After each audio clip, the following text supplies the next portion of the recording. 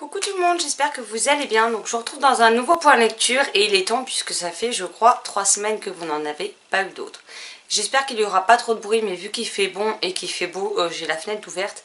Donc il se peut qu'on entende les voitures passer ou quelques gamins qui sont en bas vu que c'est les vacances. Donc on va commencer ce point lecture tout de suite avec Les larmes de Shiva de César Malor qui est publié chez Michel Lafon, donc qui m'a gentiment été envoyé par l'éditeur. Donc ici on va y suivre Javier. Javier est un jeune ado de 15 ans. Il va être envoyé, disons qu'il vit avec ses parents, son père va contracter, je crois que c'est la tuberculose. Enfin, je sais plus, il va attraper une maladie contagieuse. Pendant un certain temps, il va être éloigné de leur domicile. Et après, les médecins lui donnent l'accord de retourner chez lui. Mais pour protéger les enfants, les parents décident de les envoyer, donc son grand frère d'un côté et Javier chez sa tante et son oncle en... je ne sais plus comment ça s'appelle où il y va. Enfin bref, il va aller chez son oncle et sa tante. Ils ne veulent pas envoyer le plus grand parce qu'il a... des pulsions qui vont avec son âge et que l'oncle et la tante ont 4 jeunes filles. Donc bien entendu, ils préfèrent avoir Javier chez eux que le grand. Donc Javier va partir chez eux. Il va découvrir une autre façon de voir les choses. Là-bas, il n'y a pas la télé. Là-bas, déjà, il n'y a que des filles, à part son oncle, qui est un inventeur assez connu, puisqu'au final, il a des revenus encore de ses inventions. Il va également découvrir un pan de l'histoire qu'il ne connaissait pas, parce que je ne sais plus si c'est... Oui voilà, c'est Béatrice, il est du côté de la tante en fait, il est lié par la famille et il va se rendre compte qu'ils ont une aïeule qui s'appelle Béatrice, je sais pas que ça se prononce comme ça, qui a plus ou moins jeté on va dire le déshonneur sur la famille puisqu'elle devait se marier.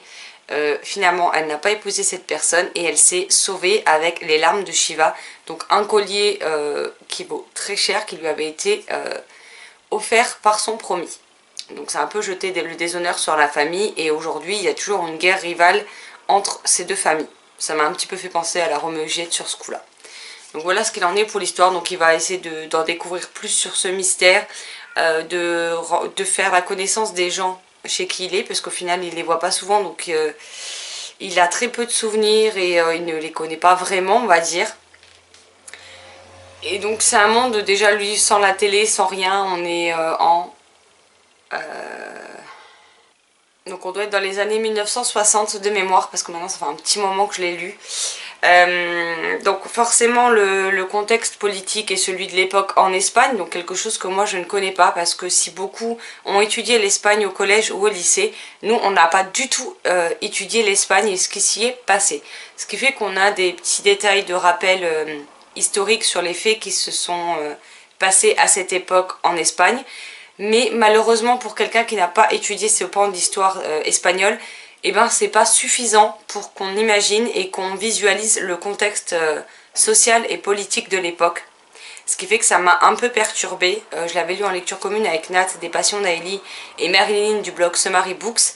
Donc elles l'ont étudié, donc du coup c'était quelque chose qu'elles connaissaient assez bien on va dire, alors que moi qui étais totalement novice, j'ai été perdue de par cet aspect, j'ai eu du mal à rentrer dans l'histoire. Maintenant j'ai beaucoup aimé suivre Javier qui est quand même un garçon gentil, un garçon attachant même si des fois il a un comportement et des réactions un peu qui m'ont un peu chiffonné on va dire. Il y a aussi sa cousine, alors c'est pareil moi les prénoms, alors Violetta, avec qui ils vont se faire un peu la guéguerre au début parce que elle lit beaucoup de littérature intelligente, normale on va dire, alors que lui est déjà dans tout ce qui est les littératures de l'imaginaire. Pour elle ce n'est pas de la vraie lecture, pour lui il faut absolument qu'elle découvre ses ouvrages et ils vont se lancer dans une quête de je lis celui-ci que tu me prêtes mais toi tu dois lire celui-là. Donc ils vont échanger autour de livres qui sont très connus, hein, soyons honnêtes, des livres qu'on peut trouver partout en librairie sans trop de difficultés et découvrir à notre tour. Donc ça c'est quelque chose que j'ai bien aimé. J'ai bien aimé aussi le fait que on suit l'histoire de Javier, mais c'est Javier qui nous la raconte des années plus tard alors qu'il est adulte et on a ce regard de l'adulte sur l'adolescent qu'il a été au moment des faits. Donc ça c'est un procédé que j'ai beaucoup aimé, qui est assez original dans sa façon de faire.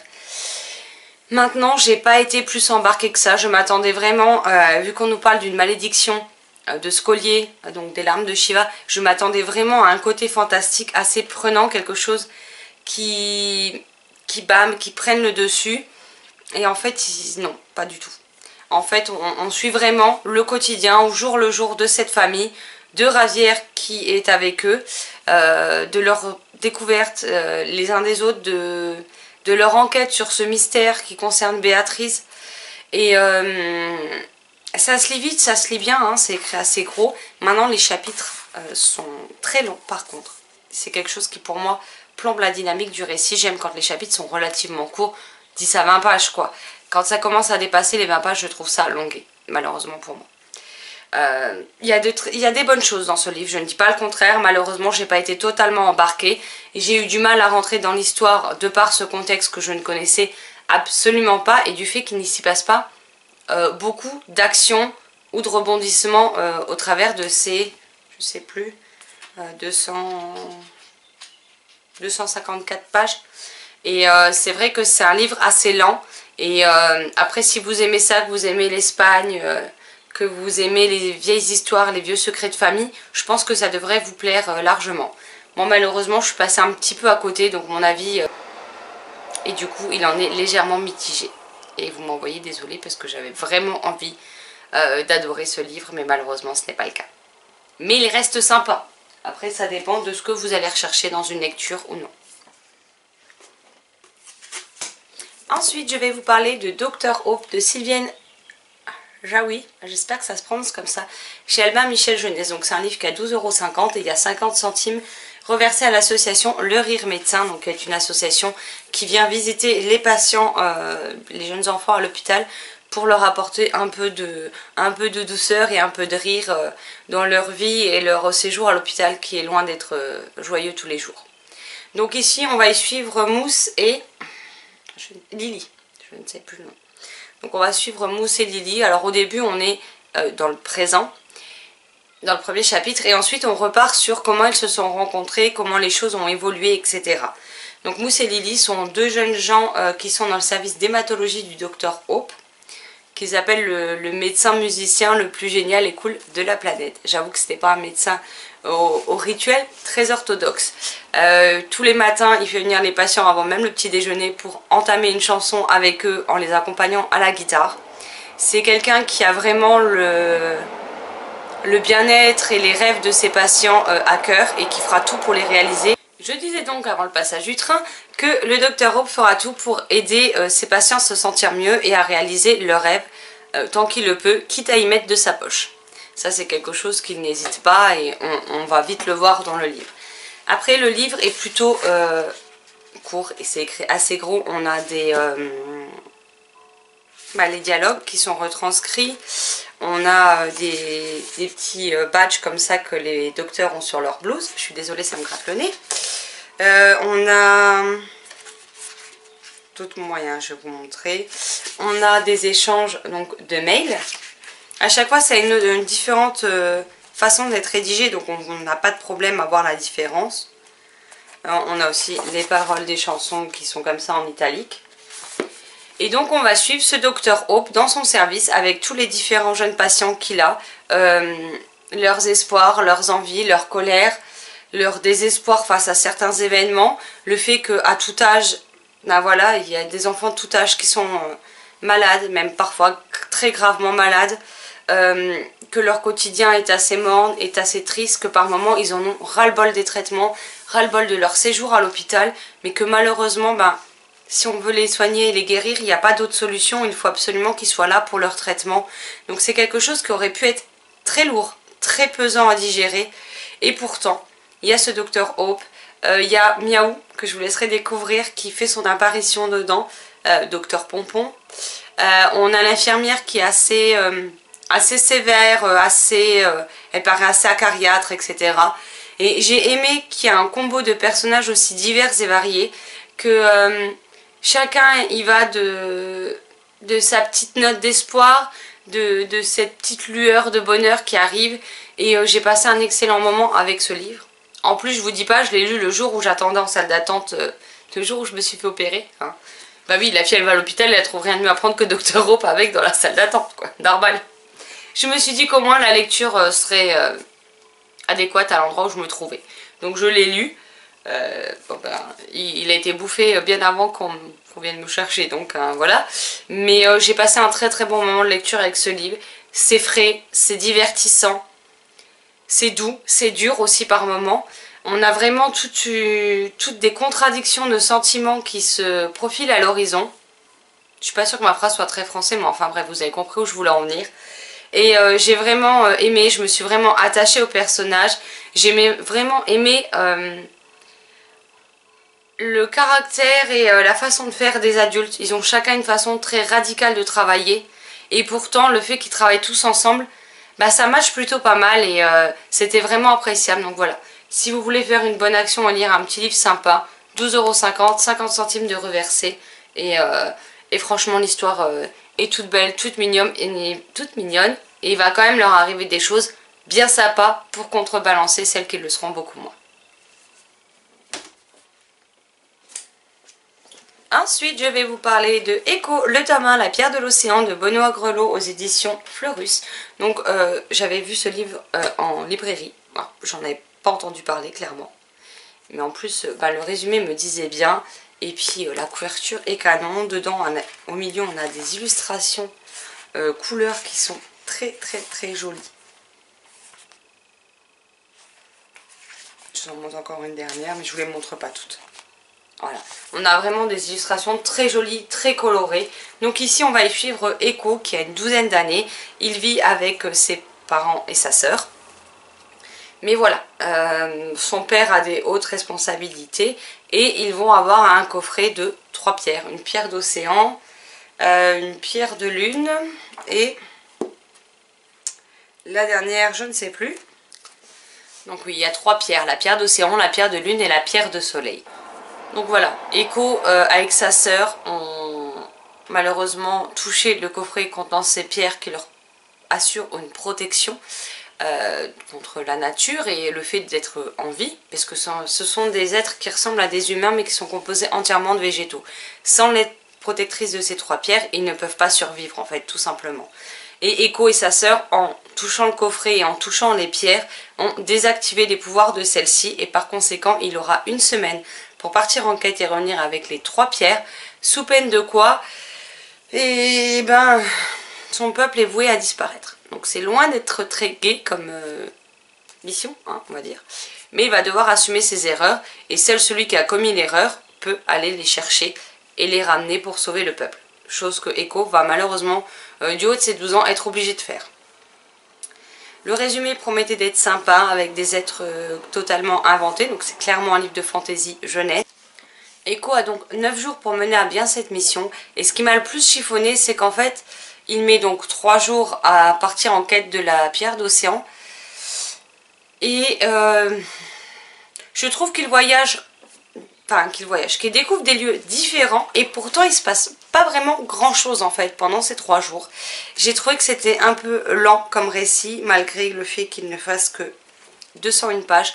J'ai trouvé des longueurs, je me suis ennuyée par moments, même si l'univers est très bien construit, très bien travaillé. Sur ça il n'y a pas de problème, on nous l'explique bien, il y a un lexique à la fin qui m'a un peu perturbée parce qu'en fait je n'ai pas trop compris pourquoi il y avait le lexique à la fin, puisqu'étant donné qu'à chaque fois qu'on a un mot avec une astérix qui renvoierait au lexique à la fin, on nous explique dans les lignes qui suivent ce que c'est. Donc ça fait un peu double usage, donc quelque part c'est un peu dommage. Voilà, l'univers a vraiment du potentiel, il a vraiment quelque chose d'original, d'innovant, d'intéressant, mais malheureusement l'intrigue en elle-même, eh ben, il se passe pas grand chose et du coup je me suis ennuyée dans cette lecture. J'avais pourtant il y avait pourtant tout de réuni à la base dans le résumé pour me convaincre, ça n'a malheureusement pas été le cas.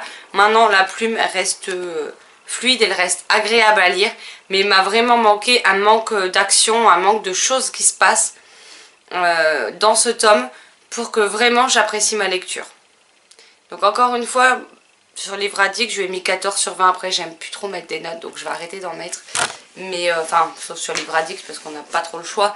Mais ouais, j'ai pas aimé autant que j'aurais aimé, ça n'a pas été détaillé comme je l'aurais voulu en fait, parce que si on détaille beaucoup l'univers, et ben encore une fois malheureusement l'intrigue passe au second plan et j'ai trouvé ça extrêmement dommage. Après voilà, ce n'est que mon avis, je sais que d'autres personnes adorent les livres de cet auteur. Moi personnellement j'ai celui-ci dans ma pile à lire, que je vais lire prochainement, donc peut-être qu'il saura plus me convaincre, mais en tout cas c'est le même auteur qui a écrit ces deux livres. Après c'est une trilogie de fantasy jeunesse, je ne sais pas exactement à partir de quel âge c'est, mais je pense qu'à partir de 9-10 ans ça doit pouvoir se lire sans trop de problèmes. Et j'ai peur que peut-être les jeunes lecteurs s'ennuient. Soit ils vont être captivés par l'univers et dans ce cas-là ça va passer mais tout seul, soit ils risquent de ressentir un peu longueur de par le manque d'action, le manque de révélation, de rebondissement qu'il y a à travers cette histoire. Et voilà, j'espère que ce petit défaut, on va dire, sera gommé dans les prochains tomes, puisque c'est lui qui a fait que ma lecture a un peu péché. Désolée, vous allez sans doute voir plein de coupures, mais je suis un peu rouillée à force de plus tourner le point lecture, donc voilà. Ensuite, je vais vous présenter Marabelle, le tome 2, donc Marabelle et l'épouvantable souhait de Tracy Barrett aux éditions Bayard. Bon, visiblement, je suis pas moins maladroite, hein. J'aime bien m'assommer avec mes livres. Donc j'avais adoré le premier tome que je vous avais fortement recommandé. Et donc quand j'ai vu que cette suite sortait, forcément, il me la fallait. Donc ici, on va y suivre donc Marabelle, Marco, comment il s'appelle ?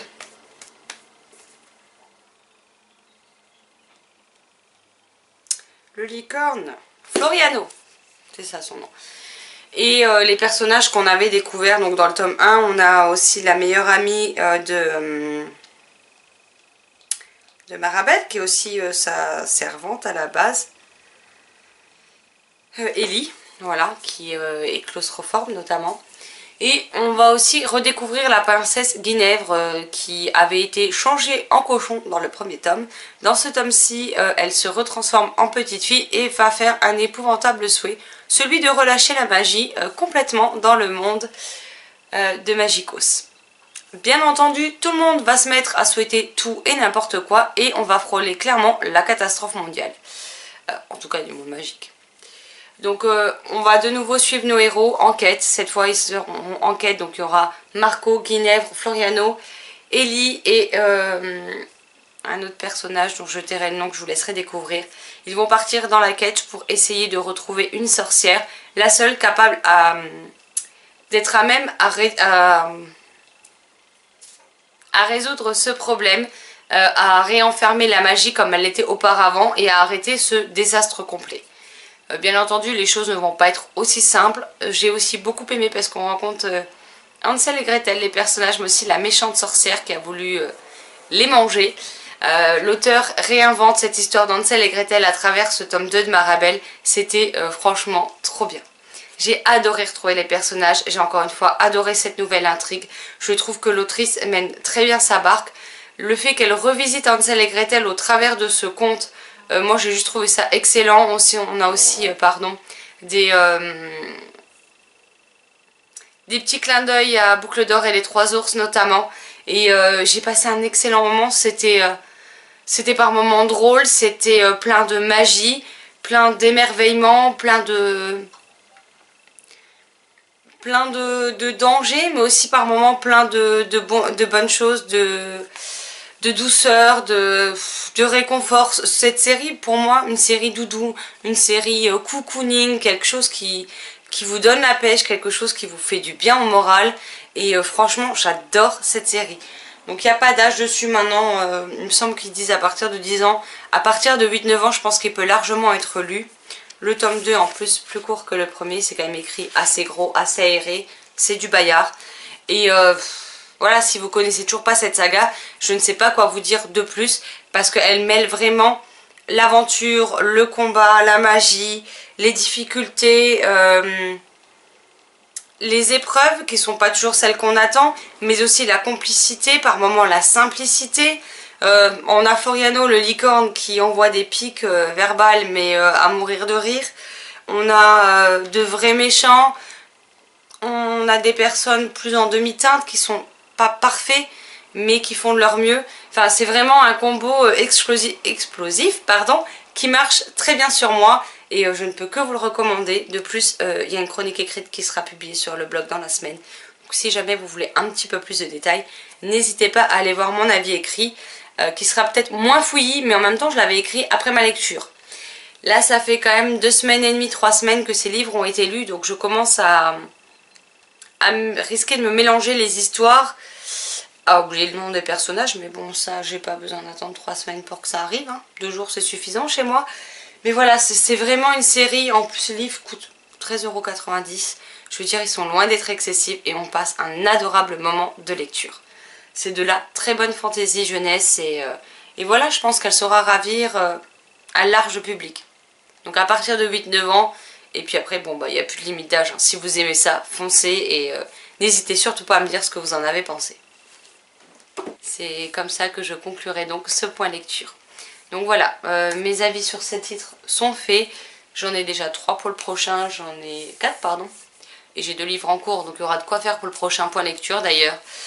J'espère que ce nouveau point lecture vous aura plu. Je m'excuse parce qu'il doit paraître... Enfin, en tout cas moi j'ai le ressenti que c'est assez brouillon. Parce que j'ai trop traîné, du coup j'ai pas pu les faire avant et ça me gêne. Donc j'espère que ce sera quand même compréhensible, pardon, et que vous m'en voudrez pas trop. N'hésitez pas à me dire si vous connaissez ces titres, si vous les avez lus, ce que vous en avez pensé, s'ils vous font envie. Bon allez, vu que je galère, je vais vous laisser là. Je vous souhaite un excellent mercredi, de belles lectures et je vous dis à très vite dans une prochaine vidéo. Bye bye.